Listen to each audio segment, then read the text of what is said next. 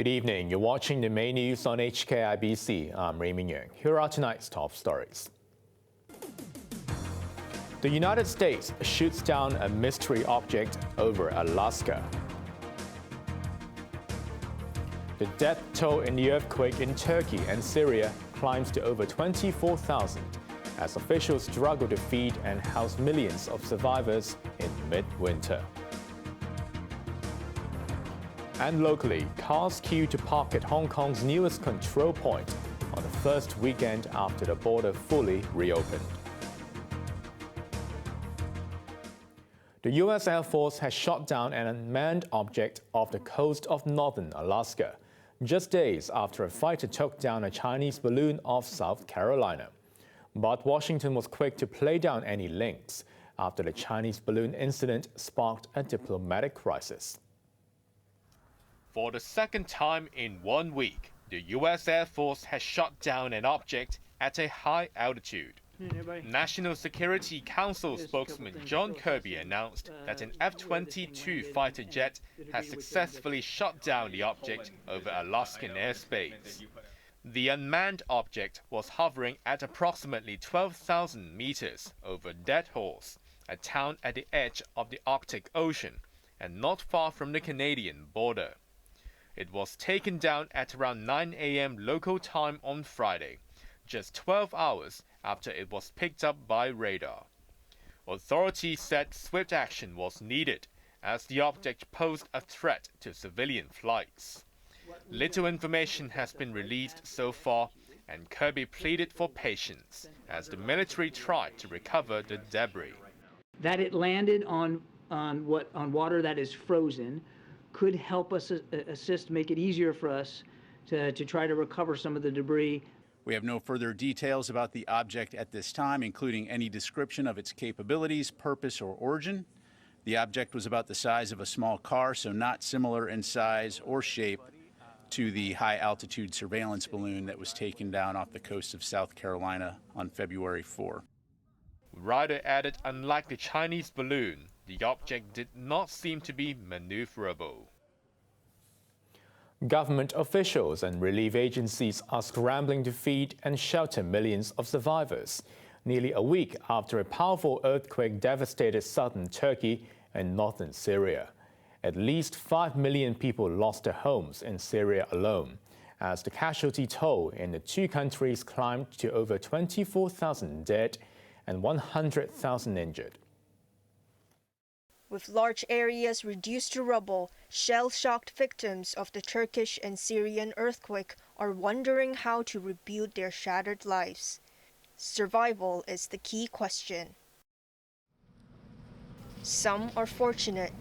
A stadium in the Turkish city of Kahramanmaraş was converted into a tent city to provide short-term relief from the freezing conditions.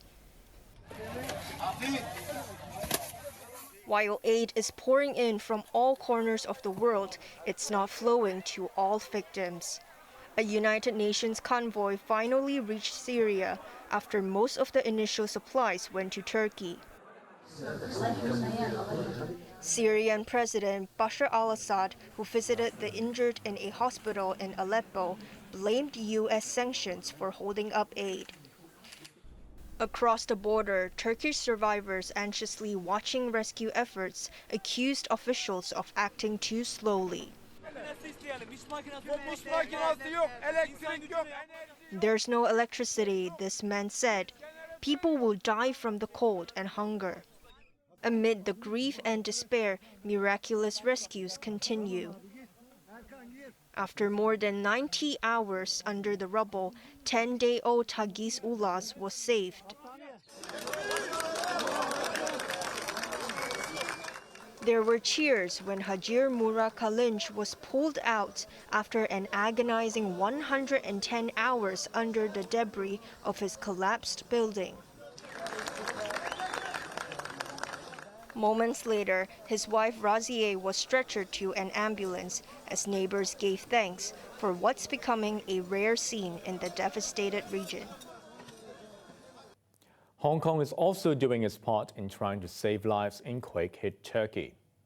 A fire services department video shows the 59-strong Hong Kong team searching for survivors in the southern province of Hatay. The Hong Kongers have the assistance of search dogs and drones to help them as they sift through the rubble. The team, led by Deputy Chief Fire Officer Raymond Yeung, includes firefighters and ambulance crews. Security, immigration, and health officers are also taking part. Several people in Hong Kong felt mild tremors when a 4.3 magnitude earthquake struck neighboring Guangzhou this morning.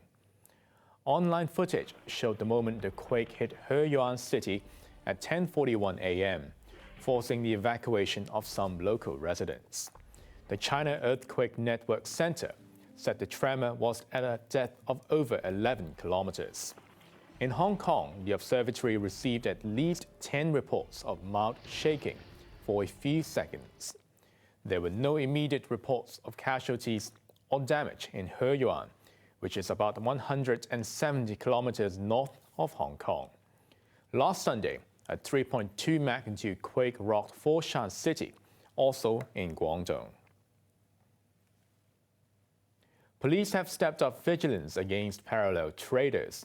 This came as many curious local sightseers used the first weekend after the border fully reopened to check the city's newest control point.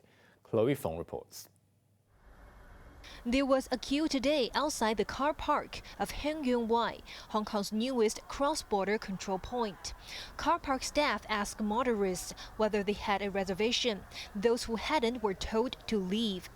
Motorists who book a parking slot can drive to the checkpoint directly, park their vehicles, and walk across the border. There are about 400 parking spaces, with each costing $80 a day. City Bus said passenger traffic at Hengyun Y today was nearly 3 times that of normal days. With the border fully reopened, the hustle and bustle returned to Shangshui as mainland arrivals went on a shopping spree. This woman spent several $1,000s on skincare products and medicines in case of a future epidemic. This man bought some donkey hide gelatin products and a can of milk powder. He said he might visit once every month.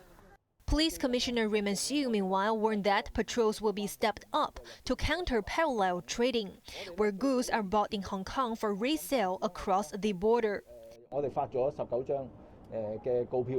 Xu said 19 penalty tickets were issued today for obstruction and other offences, adding that police will monitor the situation and act resolutely.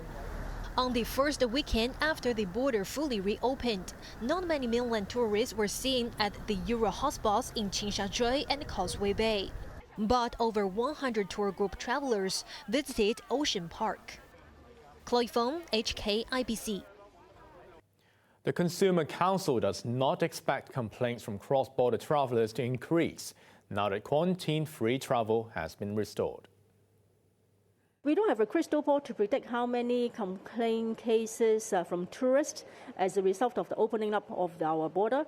But what we believe is if the traders are doing their business in honest and also with integrity, there shouldn't be any substantial increase in the complaints. The watchdog received over 3,000 complaints for food and entertainment services last year, up 43% from 2021. A quarter were against restaurants, mainly involving the discounts they offer. Wong urged restaurants to clearly state the conditions for using discounts. She also noted that people were confused by the pricing system in some Chinese medicine shops and expressed the hope this can be resolved. More than 100 trainees have graduated and became police officers. This came as the force failed to meet its recruitment target. Macy Mock reports. It was the big day today for 26 probationary inspectors and 89 constable recruits taking part in their passing out parade at the Hong Kong Police College in Wong Chuk Hang. Priscilla Wong, chairwoman of the Independent Police Complaints Council, inspected the graduates who will be assigned to various police units. The force has been unable to meet its recruitment target for the past 3 years. Last year, it filled only 654 of the 1,545 constable and inspector positions available, the lowest in 3 years. Police Commissioner Raymond Yeung blamed the decline in the labor market in the past decade for the inability of the force to attract recruits. 每100個投考人呢， But Yeung said only 4 out of every 100 applicants are accepted as candidates for probationary inspectors. On the force's relationship with the media, Yeung said his team accepts unbiased criticisms and opinions. He was responding to the Chinese-language online media outlet on.cc, which said police had slammed a video commentary critical of the force. In response to whether the police action will increase media censorship, Yeung said police value their relationship with the press. Yeung has just returned from Abu Dhabi, where he attended a conference of the world's largest police organization, Interpol. Discussions focused on how to tackle cross-boundary internet crime. Maisie Mock, HKIBC. A former political activist who was convicted of rioting at a polytechnic university 4 years ago has been given a reduced jail sentence. Alvin Chang, a former member of the disbanded group Civic Passion, was among 8 people arrested for trying to help protesters escape from the university through sewage tunnels during the social unrest in 2019. They were charged with perverting the course of justice. But the charge against Chang was later changed to rioting. Deputy Judge Andy Chang said as the prosecution only brought the new charge against Alvin Chang 3 years after his arrest, his jail term was reduced to 3 years and 8 months. The other 7 defendants were jailed for between 7 and 13 months. On to the weather now. Very humid and foggy tomorrow, but there'll be sunny intervals. Temperatures will range between 19 and 24 degrees. Very warm on Monday before a cold front arrives later in the week. Now let's take a look at the weather around the world.